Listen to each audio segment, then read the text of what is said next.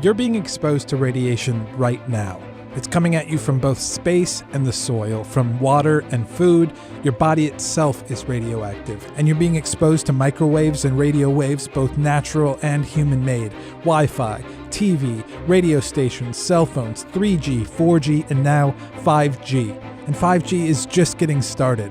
Qualcomm, Samsung, Verizon, LG, Sprint, all these companies and more are right now working to build out the 5G ecosystem.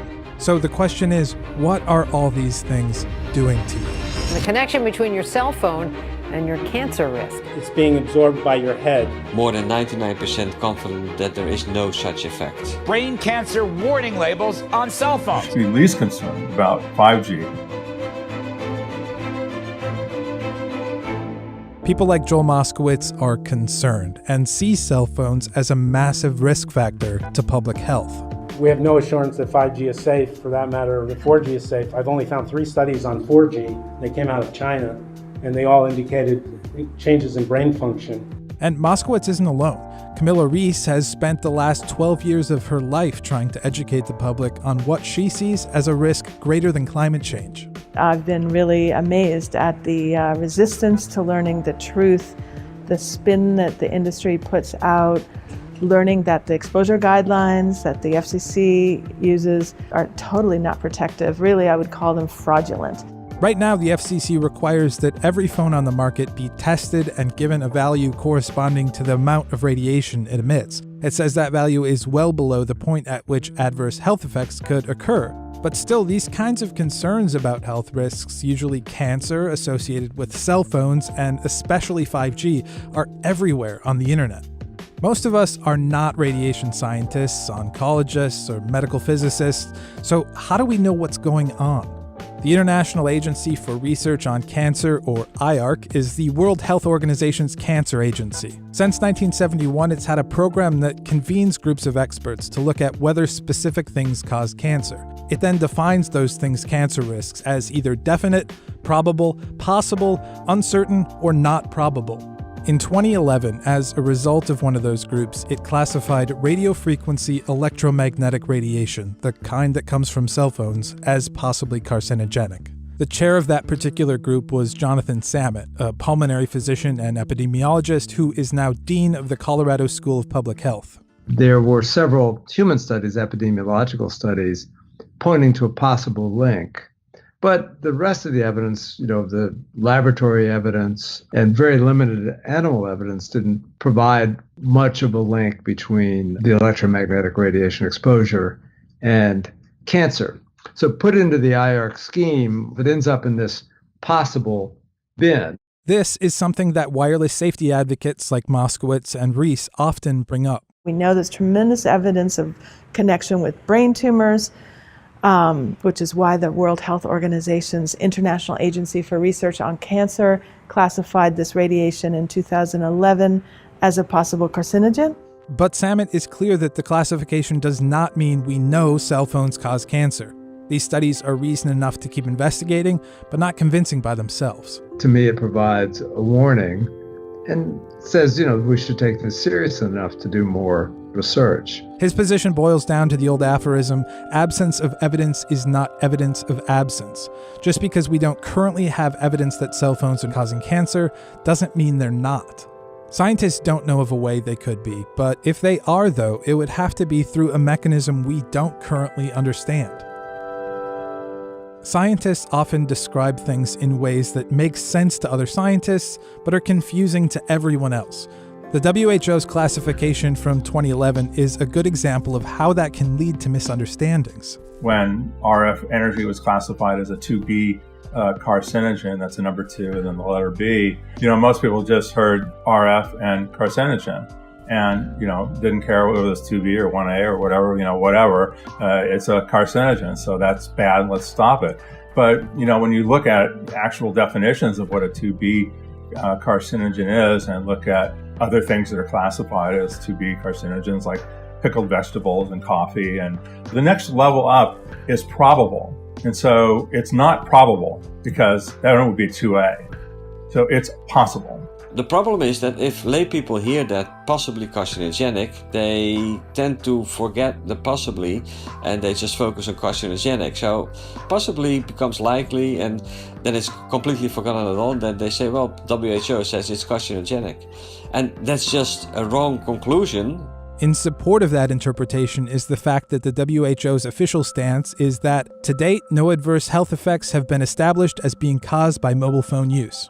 And if you look to other agencies and scientific institutions that have studied this, like the Centers for Disease Control, the Federal Communications Commission, the Food and Drug Administration, and the National Cancer Institute, they all agree. We don't have good evidence that cell phones are doing anything bad to us. Critics say these conclusions are not based on science, but rather a result of ignorance and lobbying from the telecommunications industry. So let's try to take a clear look at the science behind cell phone radiation and what we know about it. Radiation is just a form of energy, but it comes in different strengths. You've got low energy radio waves on one end of the spectrum and super high energy gamma rays on the other. Even visible light is radiation. And understanding the effects of radiation at different energy levels is key when thinking about risk. The wavelengths of radiation, like the distance between crests of ocean waves, can differ. It's these differing wavelengths that define how high energy the radiation is. The shorter the length between crests, the higher the energy. Another way to describe radiation is by using hertz, a unit of frequency which tells you how many crests in that wave are happening per second. So, for example, 3G and 4G radiation is around 1 to 2 billion hertz, or 1 to 2 gigahertz. 5G moves up in the spectrum, using frequencies from 1 gigahertz all the way up to 70 gigahertz. And if you were exposed to enough of any of these frequencies, it would affect your body by heating it. That's how a microwave oven works, and why there are limits on how powerful cell phone radiation can be. At the levels that are used, for example, in wireless communications or that are used for transmitting AM and FM radio or 5G technology, the amount of RF energy that's being transmitted is very, very low and would need to be thousands of times greater to even be felt by the body as a heat source, much less cause any particular harm to the body. But there's a certain point at which radiation has enough energy to do more than that, and actually makes changes to the atoms in your body. If it reaches that point, it becomes ionizing, which means it has enough energy to knock electrons out of atoms and do things like give you cancer and damage your DNA. This process is also the reason radiation therapy can be used to treat cancer, by beaming ionizing radiation at cancer cells and damaging their DNA. This is the kind of radiation you probably think of when you hear the word. If I, for example, took in enough energy to raise the temperature of a cup of coffee by 1 degree, but I took that in the form of ionizing radiation, I would be dead within probably half an hour from a very horrible acute radiation syndrome. But if I took that same amount of energy in terms of radio frequency energy, my body would be easily dispel or easily normalize that additional heat because it wouldn't produce any permanent damage. It would just be in the form of thermal energy, which my body can easily adapt to. So there's a point at which radiation switches from being non-ionizing to ionizing. And the question is, how close are we getting to that when we move up to these higher 5G frequencies? The answer, it turns out, is not very close at all. While 70 gigahertz is certainly higher than 2, radiation isn't ionizing until about 2.4 million gigahertz. There's clear epidemiological evidence that ionizing radiation causes cancer, but it's this lower energy radiation used by things like cell phones that's provoked controversy. Wireless safety advocates say that not only do we already know this kind of radiation can cause effects beyond heating, but that research is being influenced and suppressed by the telecommunications industry.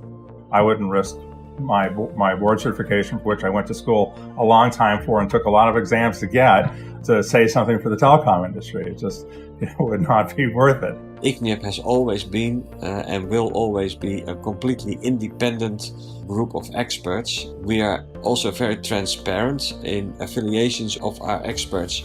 We don't want any influence of the industry on what we do at all. If it's true, then where are all the brain cancers? Where are all the gliomas? You look at study after study of cancer rates, and you look at the incidence of brain cancers since the induction of wireless technology and cell phones, and you don't see any significant change in the incidence. If you look at the energy that's coming from current cell towers, like from 3G and 4G, it's mostly not very much more than a couple of volts per meter that you measure in residential areas. So that's comparable to the amount of energy that comes out of an incandescent light bulb. From all of the Wi-Fi exposure and the 5G and the other types of exposure that we talked about, visible light and radio frequency, there should not be any adverse effects. One thing often brought up is that cell phones are a relatively new technology and 5G is brand new. How can we possibly already understand how they're affecting us? Really, wireless telecommunications is actually the combination of three old technologies that we have a lot of experience with. It's the combination of the computer, the radio, and the telephone.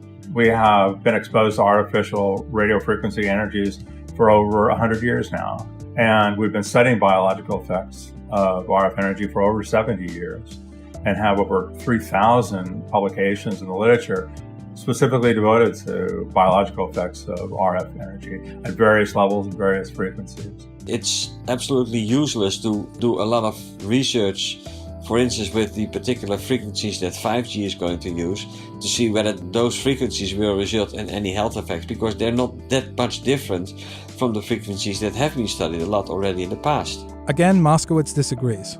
Thousands of peer-reviewed studies have found biologic and health effects from chronic exposure to non-thermal levels of microwave radiation and low-frequency fields. There are several thousands of papers altogether that have studied the effects of non-ionizing radiation. There may be a couple of dozen papers that give some indications for a possible carcinogenic effect, but there are not very many studies that give some indications of a possible carcinogenic effect, certainly not thousands. So that's absolutely not true. Most of the studies that have been published do not show any indications at all for a carcinogenic or whatever health effect. So we've got two people claiming to be experts who have access to the same collection of scientific research. Most of us aren't scientists studying this, so how do we know who to believe? I go back to the literally dozens and dozens and dozens of these national and international panels that have been stood up over the last decade or two that have brought together the experts with the necessary complement of expertise, with epidemiologists, with engineers, with microbiologists, with all of the necessary cadre of expertise necessary to really completely analyze the literature. Their view holds more weight than individual opinions, more than my opinion, more than any one scientist's opinion or a collection of scientists that you can find and select on a tally. And this is the crux of how you should approach things here. When faced with big, complicated scientific questions, scientific consensus is your best option.